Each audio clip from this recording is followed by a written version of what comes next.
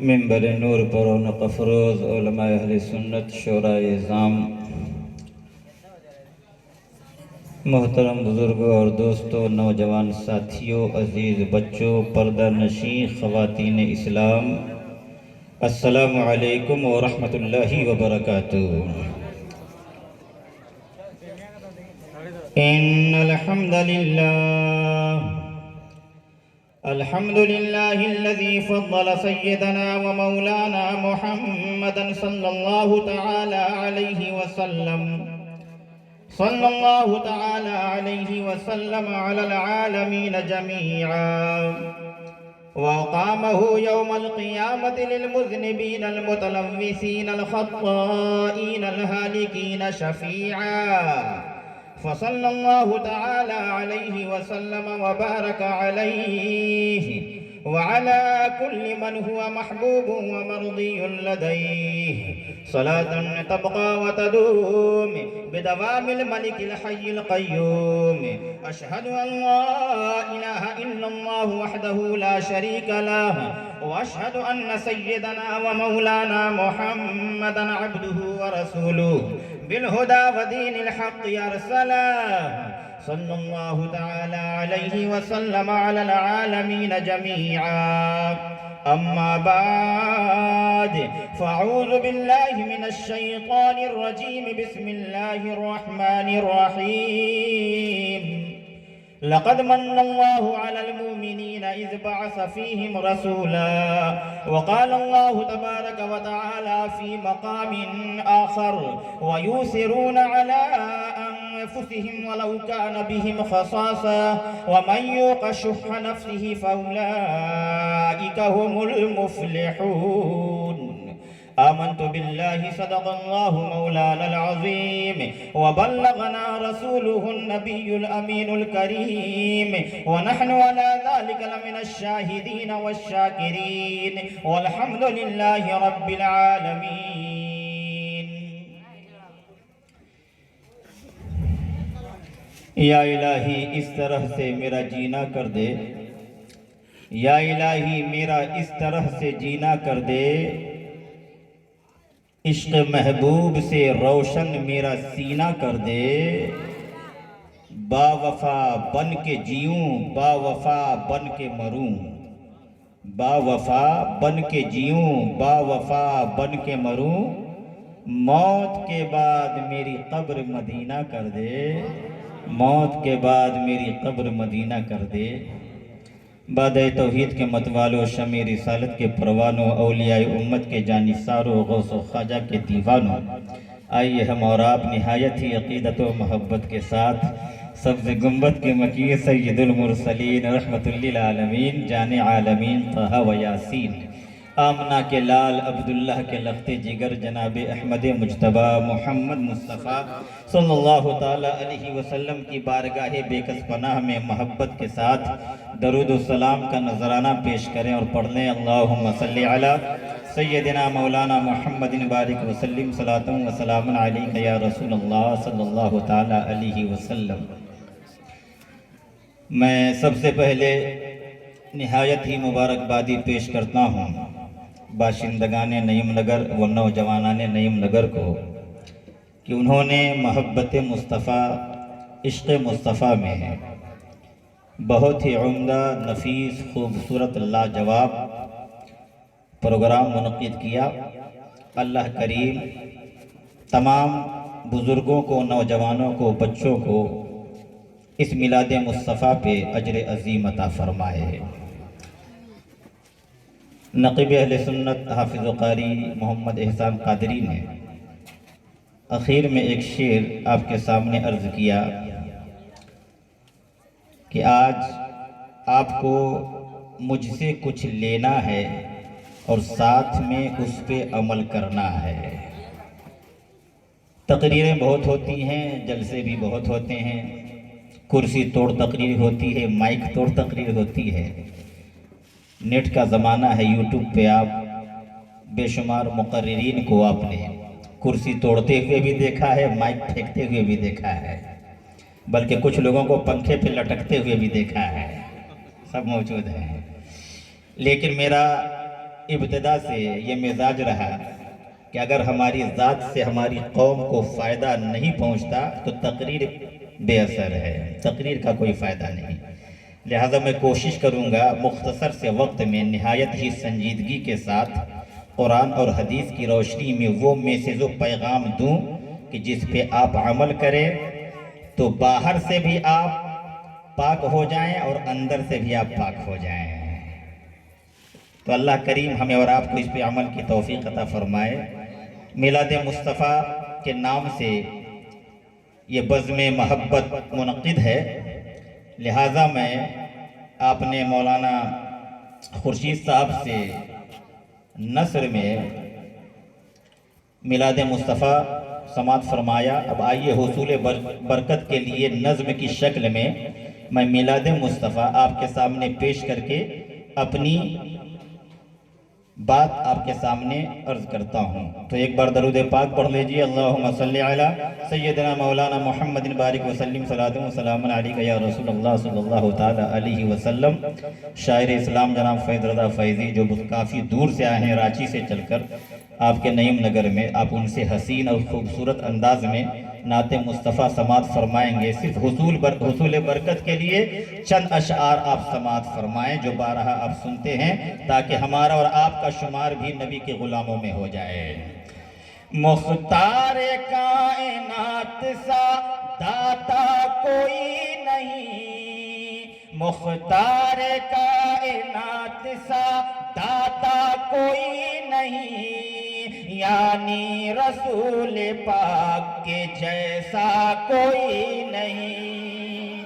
مختار کائنات سا داتا کوئی نہیں، مختار کائنات سا داتا کوئی نہیں، یعنی رسول پاک کے جیسا کوئی نہیں، یعنی رسول پاک کے جیسا کوئی نہیں۔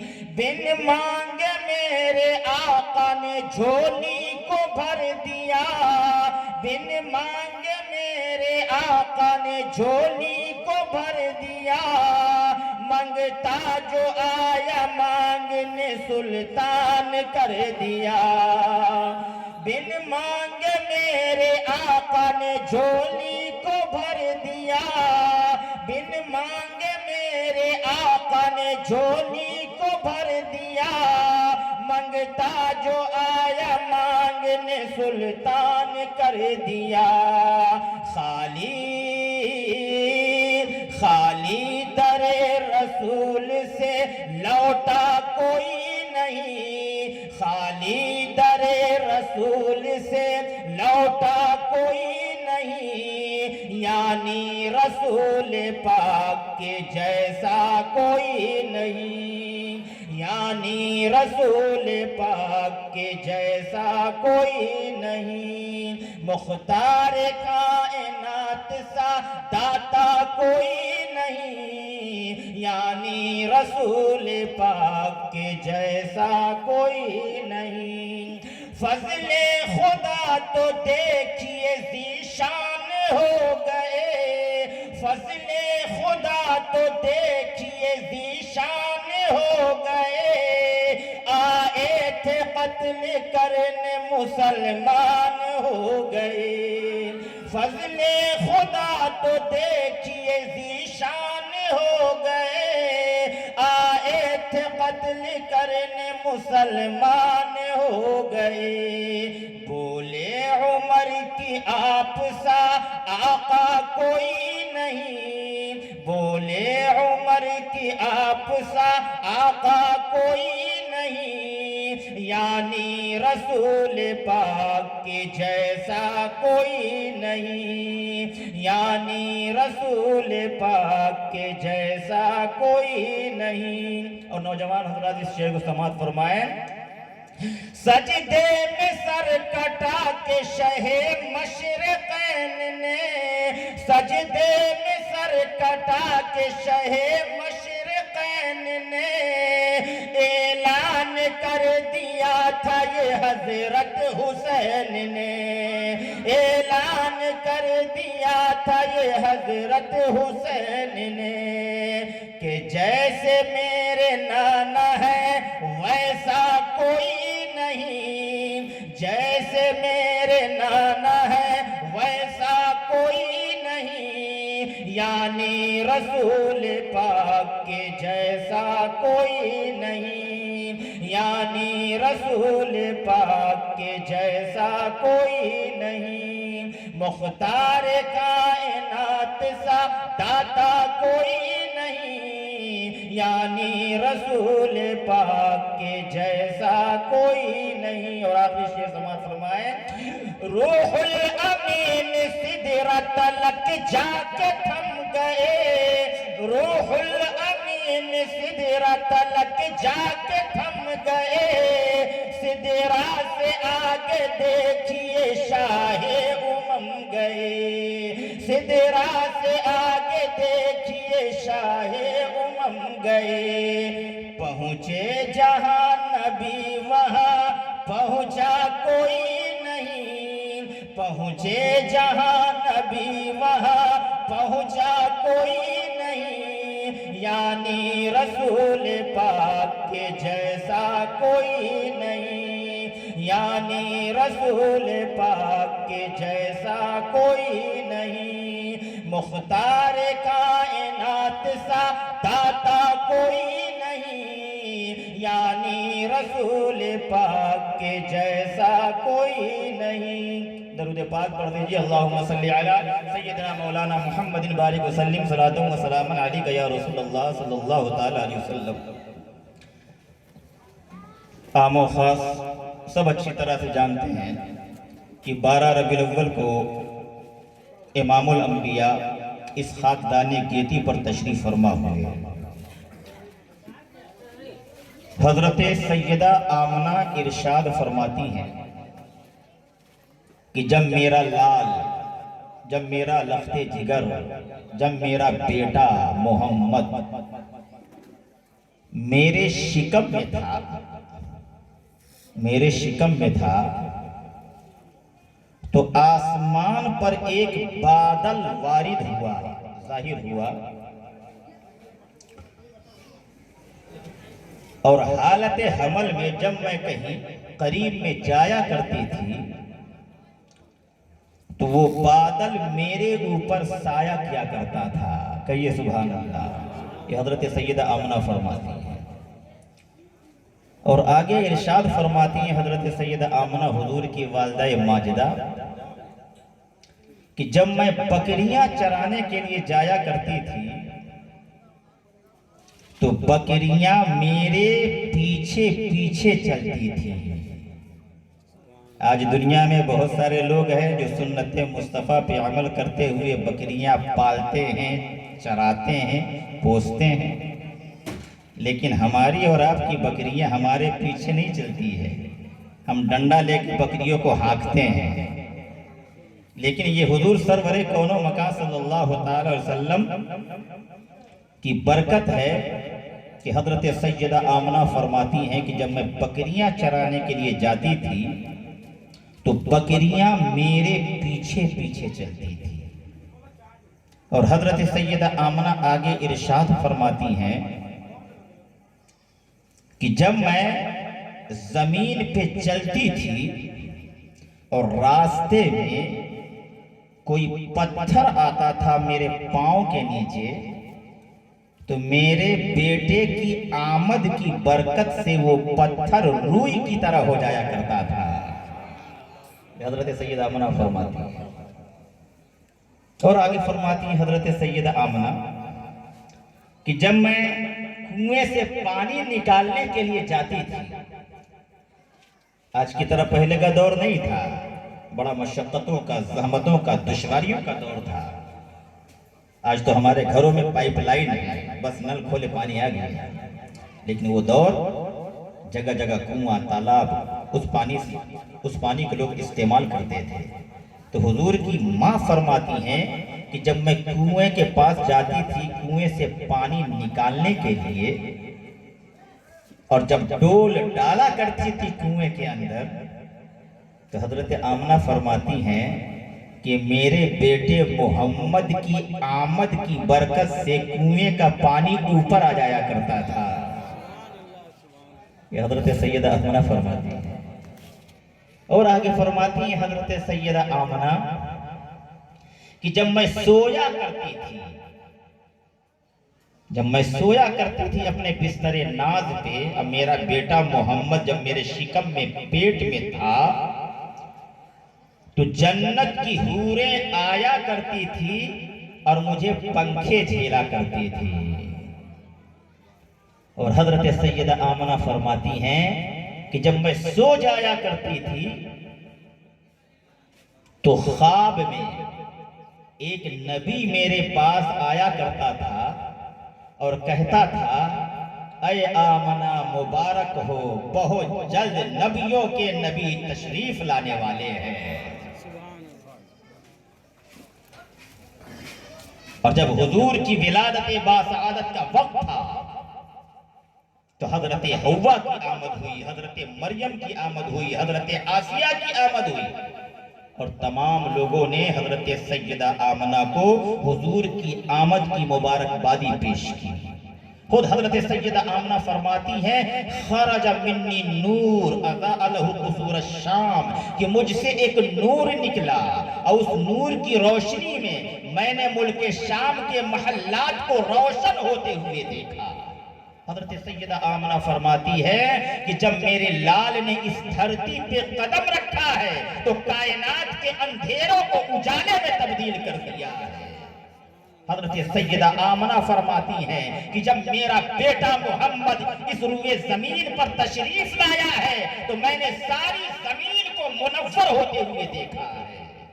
تو حضور کی آمد 12 ربیع الاول کو ہوئی اور ساری کائنات منور ہو گئی، اور جو لوگ اس نور مصطفیٰ، اس محمد مصطفیٰ صلی اللہ علیہ وسلم کا میلاد مناتے ہیں، ان کی محبت میں، ان کے عشق میں جلسے اور جلوس کرتے ہیں، تو ان کے لیے بھی بشارت سنیے۔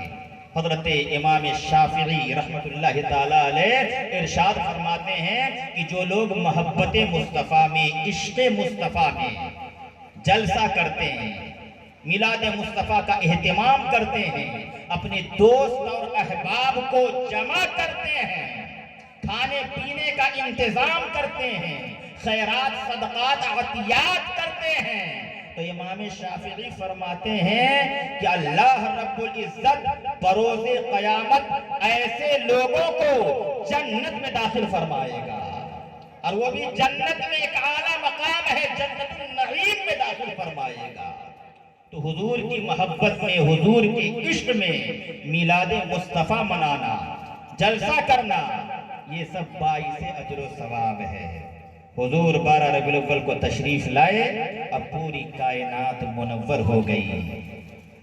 حضور کی آمد سے قیصر و کسریٰ لرز اٹھا، بت خانے بند کر دیے گئے، لیکن حضور کی آمد کا مقصد اصلی، مقصد حقیقی ہے کہ اللہ کے بندے اپنی پیشانی کو اللہ کی بارگاہ میں جھکائیں۔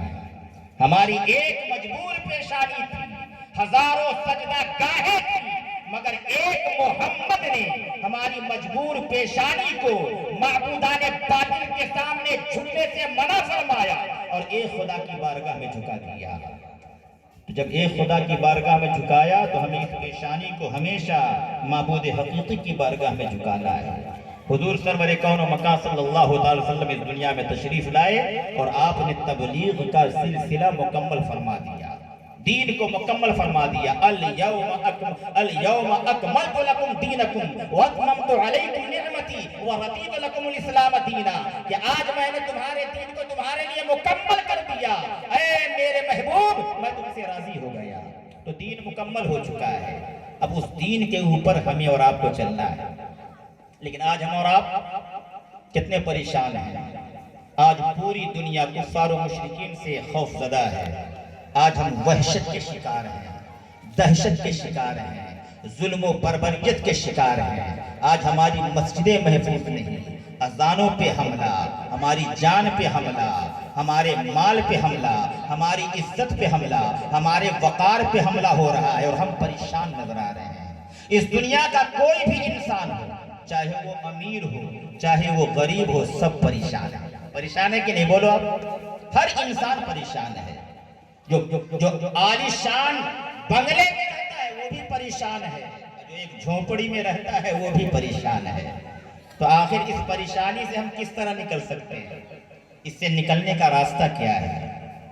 تو آج میں آپ کو 4 چیزیں ایسی بتانے جا رہا ہوں کہ جسے اگر آپ اپنے ذہن و فکر میں محفوظ کر لیں گے تو آپ ہمیشہ خوش رہیں گے اور پریشانیوں سے محفوظ رہیں گے۔ 4 چیزیں، بس 4 چیزیں بیان کر کے رخصت ہو جاؤں گا۔ وہ 4 چیزیں اگر آپ نے اپنے ذہن و فکر میں محفوظ کر لیا، آپ ہمیشہ پریشانیوں سے نجات پا جائیں گے، دشواریوں سے نجات پا جائیں گے۔ جب آپ سوئیں گے رات میں آپ کو اچھی نیند آئے گی، جب سو کر کے آپ اٹھیں گے تو آپ ایک خوشگوار موسم کا احساس کریں گے۔ آپ کو احساس ہوگا کہ ہاں میری نیند اچھی گزری ہے، میری رات اچھی گزری ہے۔ آج دنیا کا ہر انسان پریشان ہے، مشقت و زحمتوں میں گھرا ہوا ہے، چاہے وہ امیر ہو چاہے وہ غریب ہو، چاہے وہ بوریا نشی ہو چاہے وہ اپنے زمانے کا تاجدار یا شہنشاہ ہو، ہر انسان پریشان ہے۔ اور پریشانی کی وجہ سنت رسول پہ عمل نہ کرنا، اسلام پہ عمل نہ کرنا۔ تو 4 چیزیں آپ اپنے ذہن میں رکھیں، انشاءاللہ آپ ہمیشہ خوش رہیں گے، پریشانیوں سے دور رہیں گے۔ تو اب وہ 4 چیزیں لینا چاہتے ہیں، بولیے کون کون لینا چاہتا ہے؟ ہاتھ اٹھائے۔ چلیے غور سے سنیے گا، نہایت ہی سنجیدگی کے ساتھ میں آپ کو کچھ دے کر کے جانا چاہتا ہوں۔ سب سے پہلی چیز ہے پوزیٹیو تھنکنگ۔ نعرہ تکبیر، نعرہ تکبیر، نعرہ رسالت، نعرہ رسالت، مفتی رحمت علی مصباحی صاحب قبلہ، نعرہ تکبیر، نعرہ رسالت۔ اب تمامی حضرات سے گزارش ہے، حضرت کے استقبال میں آپ تمامی حضرات کھڑے ہو جائیے۔ درود پاک پڑھ دیجیے، اللہم صلی علی سیدنا محمد بارک وسلم، صلاۃ و سلام علیک یا رسول اللہ صلی اللہ تعالی علیہ وسلم۔ تو میں 4 چیزیں بیان کر رہا ہوں۔ پہلی پوزیٹیو تھاٹ، ایک ہوتا ہے نیگیٹیو تھنکنگ، نیگیٹیو تھاٹ، یعنی اچھی فکر، ایک غلط فکر۔ تو آج ہم اور آپ اپنے اندر پوزیٹیو تھنکنگ پیدا کریں، اچھی فکر، اچھی سوچ۔ نیگیٹیو تھنکنگ سے ہم اور آپ دور رہیں۔ یہ نیگیٹیو تھنکنگ، غلط سوچ، منفی فکر ایسی بیماری ہے جس نے آج مسلمانوں کو تباہ و برباد کر دیا ہے، گھر کے گھر کو اجاڑ دیا ہے۔ بدگمانی، قرآن نے بھی بدگمانی سے منع فرمایا، یا ایھا الذین آمنوا اجتنبوا کثیرا من الظن ان بعض الظن اثم۔ تو پوزیٹیو تھنکنگ اگر آپ پیدا کریں گے تو آپ ہمیشہ خوش رہیں گے۔ اس کو میں مثال دے کر کے آپ کو سمجھانا چاہتا ہوں۔ آپ یہاں سے نعیم نگر سے نکلے، ہائی وے پہ نکلے مارننگ واک کے لیے، اتفاق سے ایک بہت فاسٹ گاڑی آ رہی تھی اور اس ڈرائیور نے گاڑی کو بالکل آپ سے ٹچ ہو کر کے بریک لگایا۔ آپ بچ گئے، گھبرا گئے، آپ کی جان بچ گئی۔ اب وہاں سے آپ اپنے گھر آئے۔ گھر آنے کے بعد آپ یہ سوچنے لگے کہ یار آج تو میرا ایکسیڈنٹ ہو جاتا، ایکسیڈنٹ ہو گیا ہوتا تو میں مر جاتا۔ اب میں مر جاتا تو میرے بچے کا کیا ہوتا، میری بیوی کا کیا ہوتا، میرے زمین اور جائیداد کا کیا ہوتا۔ یہی ہے نیگیٹیو تھنکنگ۔ یہ فکر لاحق ہوئی، آپ آئے سڑک سے، دن بھر رات بھر اسی فکر میں آپ مبتلا رہے، آپ کا پورا دن خراب۔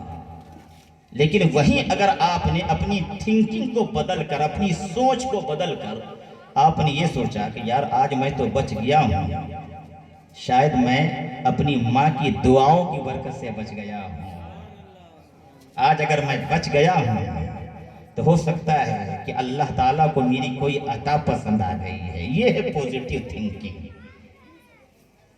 بدگمانی، نیگیٹو تھنکنگ انسان کو تباہ کر دیتی ہے، برباد کر دیتی ہے، انسان کو ذہنی خلجان کا شکار بنا دیتی ہے.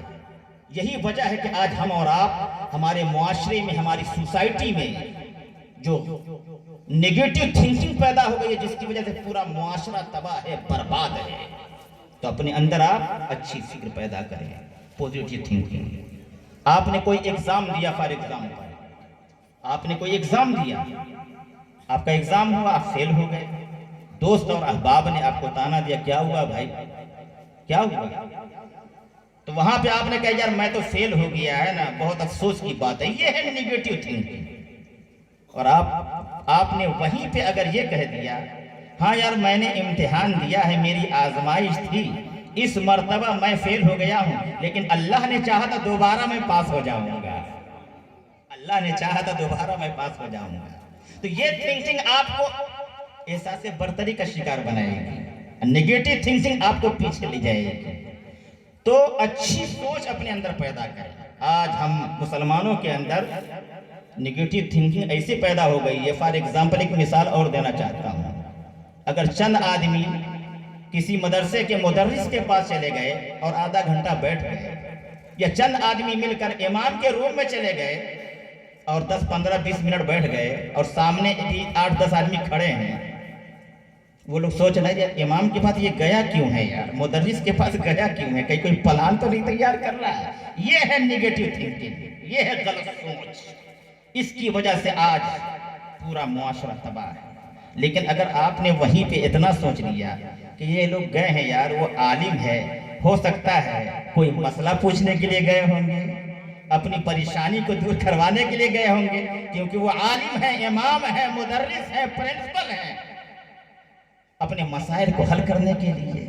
تو آج ہم مسلمانوں کے اندر جو نیگیٹو تھنکنگ ہے، جس کی وجہ سے ہم اور آپ کافی پریشان ہیں، تو اپنے اندر آپ اچھی فکر، پوزیٹو تھنکنگ پیدا کریں، انشاءاللہ آپ ہمیشہ خوش رہیں گے. دوسری چیز ہے معاف کرنا، لیٹ گو، معاف کرنا. یہ صفت آپ اپنے اندر پیدا کر لیں، آپ ہمیشہ خوش رہیں گے.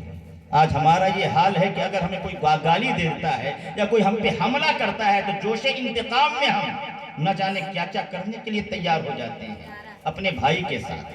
اس سے بھی معاشرہ تباہ ہے.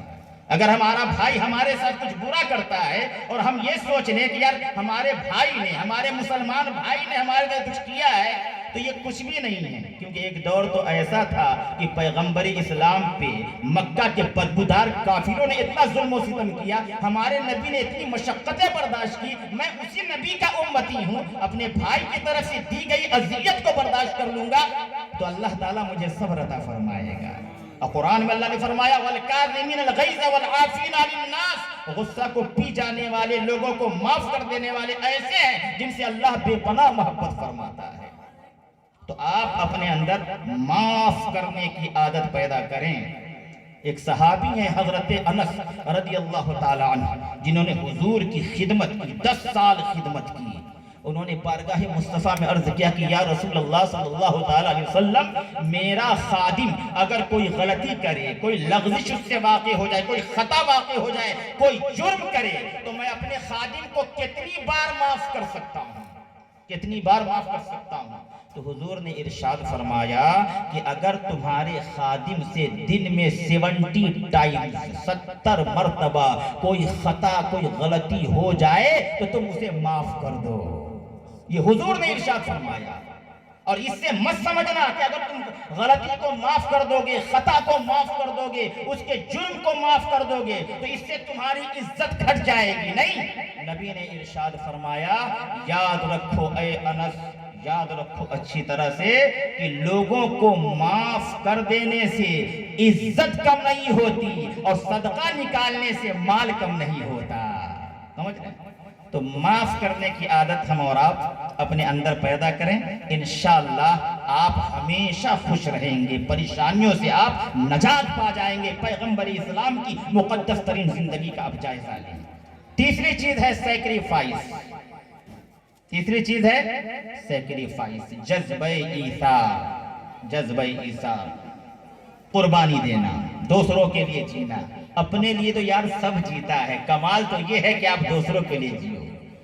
آج دنیا کی وہ ترقی یافتہ قومیں جو اسپیس پہ جگہ تلاش کر رہی ہیں اور وہاں سیٹلائٹ فٹ کرنے کی کوششیں کر رہی ہیں، آج دنیا کی ترقی یافتہ قومیں جو سورج کی کرنوں کو گرفتار کر رہی ہیں، ہواؤں کو مقید کر رہی ہیں، لیکن ان کے اندر سیکریفائس کا جذبہ مفقود ہے، نہیں ہے، وہ تو سیلفش ہے۔ ایک ہے سیکریفائس، ایک ہے سیلفش، خود غرض۔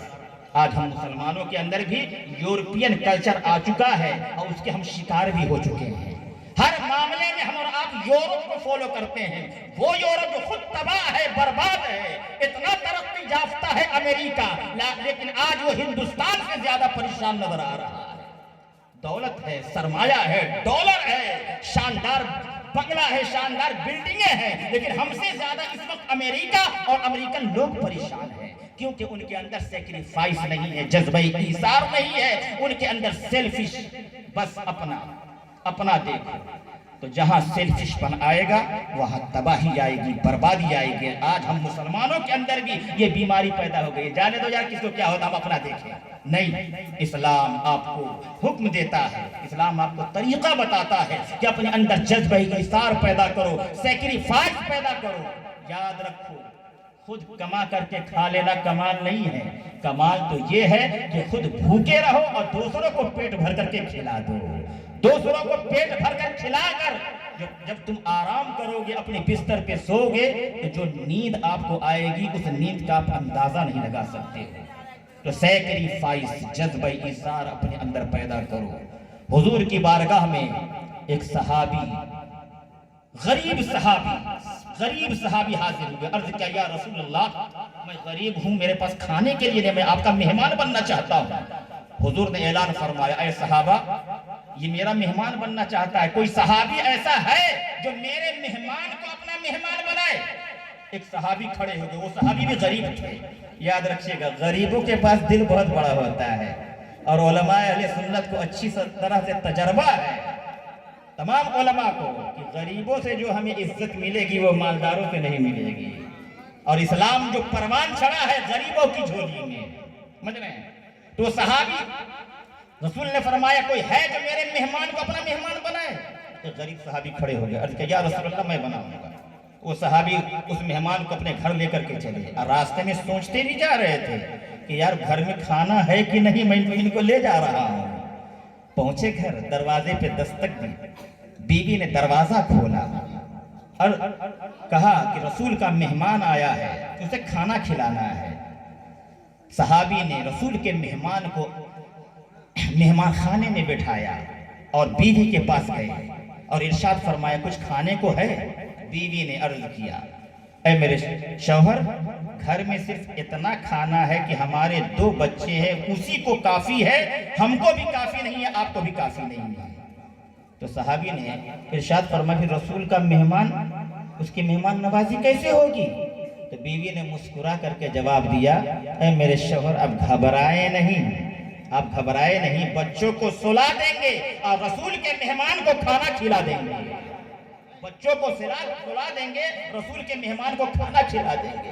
تو صحابی نے کہا، اے میری بیوی، کیا تجھے معلوم نہیں عرب کا دستور یہ ہے کہ مہمان کے ساتھ میزبان بھی کھاتا ہے، مہمان کے ساتھ میزبان بھی کھاتا ہے۔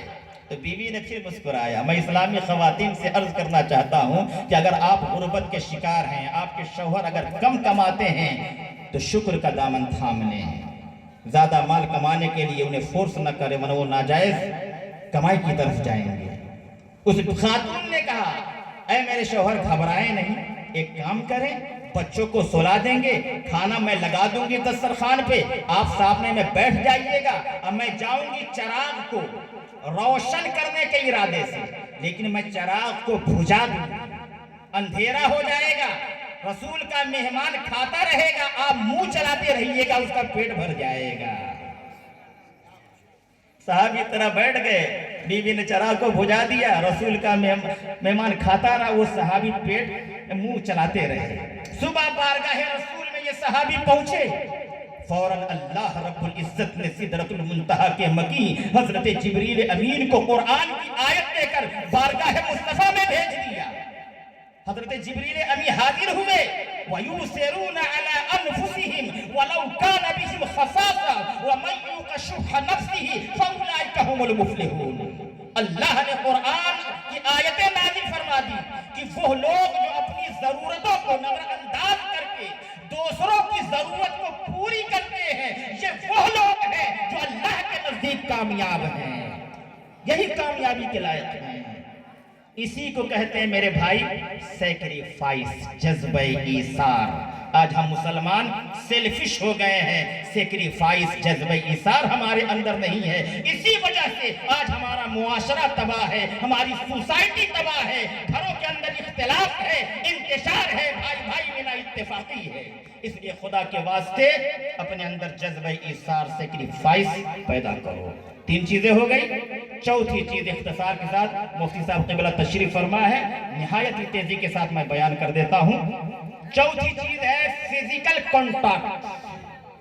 فزیکل کانٹیکٹ، آپسی رابطہ، باہمی تعلقات جو آج مسلمانوں سے دور ہو چکا ہے۔ اور یہ دوری کی وجہ کس نے کی ہے؟ امبانی نے کی۔ جب سے یہ موبائل آیا ہے نا، ہر بھائی کو بھائی سے دور کر دیا ہے۔ ایک گھر کے اندر اگر 5-6 آدمی ہیں، دیکھیے سب کے ہاتھ موبائل ہے، کوئی کسی سے بات نہیں کرتا، سب موبائل میں بزی ہے۔ تو ہمیں اور آپ کو آپسی تعلقات قائم کرنا ہے، آپسی رابطہ، کہ اگر کوئی بیمار ہے تو اسے ہم دیکھنے کے لیے خود جائیں، ایسا نہیں کہ موبائل سے پوچھ لے بھائی کیسے ہو۔ اگر کوئی پریشان حال ہے تو اس کی پریشانی کا حال پوچھنے کے لیے ہم خود جائیں۔ آج حال یہ ہو گیا کہ ہمارا کوئی بھائی ہاسپٹل میں ہے، بیمار ہے، موبائل سے پوچھ لیتے ہیں کیسے ہو، ٹھیک ہو نا، کوئی پریشانی ہوگی تو بتانا۔ نہیں، ہمیں اور آپ کو دیکھنے کے لیے اس کو جانا چاہیے۔ اگر آپ دیکھنے کے لیے گئے، اور دیکھنے میں بھی، عیادت کرنے میں بھی مریضوں کی کیٹیگری بن گئی ہے۔ اگر کوئی امیر بیمار بنتا ہے تو بہت سارے لوگ دیکھنے کے لیے جاتے ہیں، اگر کوئی غریب بیمار ہوتا ہے تو اس کو ہاسپٹل میں دیکھنے کے لیے زیادہ لوگ نہیں جاتے ہیں۔ یہ کیٹیگری نہیں ہونی چاہیے۔ آپ جائیں اسے دیکھنے کے لیے۔ اگر اللہ نے آپ کو مدد کرنے کی صلاحیت بخشی ہے تو اس کے تکیہ کے نیچے کچھ رکھ دیں کہ یہ رکھ لو، کچھ کام آئے گا۔ اس لیے کہ مریض کی عیادت کے لیے اگر آپ جائیں گے تو پیغمبر اسلام محمد عربی صلی اللہ علیہ وسلم نے آج سے 1400 سال پہلے ارشاد فرمایا کہ جو مریض کی عیادت کے لیے اپنے گھر سے نکلا تو گویا کہ وہ جنت کے باغوں میں سے پتوں کو چنتا ہوا گزرا ہے، وہ نبی فرماتے ہیں۔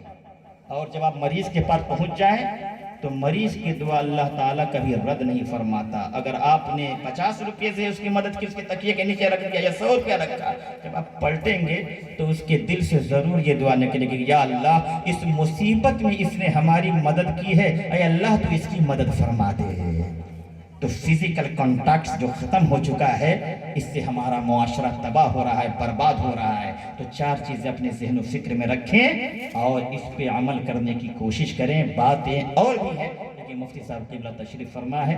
اللہ کریم کی بارگاہ میں دعا کرتا ہوں کہ اللہ تعالیٰ میری طرف سے دیے گئے اس میسج پہ آپ تمامی حضرات کو عمل کرنے کی توفیق رفیق عطا فرمائے، اور اللہ تعالیٰ ہمیں اور آپ کو عمدہ فکر، اچھی فکر پیدا کرنے کی توفیق رفیق عطا فرمائے، بدگمانی سے بچائے، اختلاف اور انتشار سے بچائے۔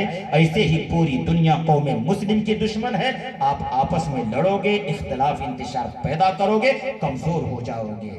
اس لیے اپنی فکر کو سب سے پہلے درست کرنے کی کوشش کرو۔ اللہ تعالیٰ اس پہ عمل کی توفیق عطا فرمائے۔ السلام علیکم ورحمۃ اللہ وبرکاتہ۔